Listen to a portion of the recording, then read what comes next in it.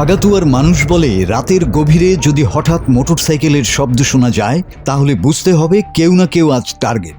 এরপর দরজা ভাঙার শব্দ, চিৎকার আর অন্ধকারে মিলিয়ে যাওয়া কিছু মুখ। কেউ প্রতিবাদ করত না, কারণ সবাই জানতো এই গ্রামের রাত নিয়ন্ত্রণ করে এক ভয়ঙ্কর নাম, শফিক বাহিনী। বাংলা টিভির অনুসন্ধানী প্রতিবেদনের শেষ পর্বে উঠে এসেছে খাগাতুয়ার দুর্ধর্ষ শফিক বাহিনীর আদ্যপান্ত। চোরা শফিক তখন আর শুধু ছিচকে চোর নয়, মাঠের রাজনীতি আর অপরাধ জগতের মাঝখানে তৈরি হয় এক অশুভ জোট।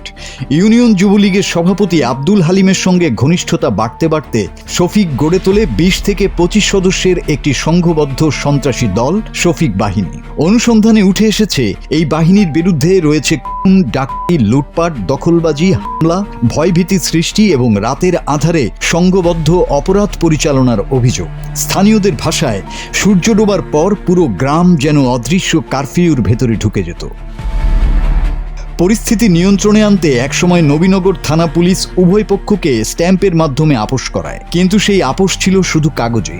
ভেতরে ভেতরে চলছিল প্রতিশোধের প্রস্তুতি। আর সেই আগুন আবার বিস্ফোরিত হয় ২০২১ সালের ২৫শে নভেম্বর। এদিন সকালেই হন মুদি ব্যবসায়ী মাসুদ মিয়া। অভিযোগ রয়েছে হামলাকারীরা তাকে কুপিয়ে হত্যার পর চালায় পৈশাচিক নির্যাতন। মুহূর্তেই রণক্ষেত্রে পরিণত হয় পুরো গ্রাম। শুরু হয় পাল্টা হামলা, ভাঙচুর আর লুটপাট। নিহতের ভাই হালিমকে প্রধান আসামি করে হত্যা মামলা দায়ের করা হয়। এরপর একের পর এক সংঘর্ষে জড়িয়ে পড়ে এই চক্র। শুধু প্রতিপক্ষ নয়, আইন শৃঙ্খলা বাহিনীকেও চ্যালেঞ্জ ছুড়ে দিতে শুরু করে তারা। কিন্তু আরও ভয়ঙ্কর ঘটনা ঘটে ২০২৪ সালের ১০ই নভেম্বর। তৎকালীন ওসি হুমায়ুন কবিরের নেতৃত্বে ১২ সদস্যের পুলিশ দল হালিমকে আটক করে ভ্যানে তোলে। ঠিক সেই মুহূর্তে বিতর্কিত হামলা চালায় সহযোগীরা। ওসির হাতের কবজিতে কামড় দেয়া হয়, এসআই নাসির উদ্দিনকে দা দিয়ে কোপানো হয়। এরপর পুলিশের ভ্যান থেকেই ছিনিয়ে নেওয়া হয় হালিমকে। অনুসন্ধান বলছে ২০২৪ সালের ৫ আগস্ট সরকার পতনের পর আরও বেপরোয়া হয়ে ওঠে এই বাহিনী। রাতের আধারে বাড়িতে হামলা, লুটপাট, চুরি, মাদক কারবার আর ভয়ভীতি সৃষ্টির ঘটনা আশঙ্কাজনক হারে বাড়তে থাকে।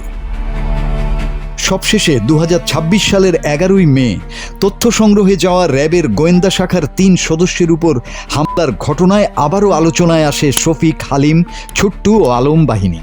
এই ঘটনার পর নতুন করে আতঙ্ক ছড়িয়ে পড়ে পুরো এলাকায়। র্যাব ৯-এর কোম্পানি কমান্ডার মোহাম্মদ নুরুন্নবী জানান, অন্তত ১৫টি মামলার অভিযোগ রয়েছে শফিক বাহিনীর বিরুদ্ধে। ইতিমধ্যেই শফিক বাহিনীর ৫ জনকে গ্রেপ্তার করা হয়েছে। যে শফিক ডাকাত, সন্ত্রাসী শফিক ডাকাত, তার বিরুদ্ধে একাধিক মামলা আছে। তার মধ্যে হচ্ছে অন্যতম প্রধান হচ্ছে এই পুরো গ্রুপটা ইতিপূর্বে নবীনগর থানার পুলিশের উপরে ২বার আক্রমণ করেছিল।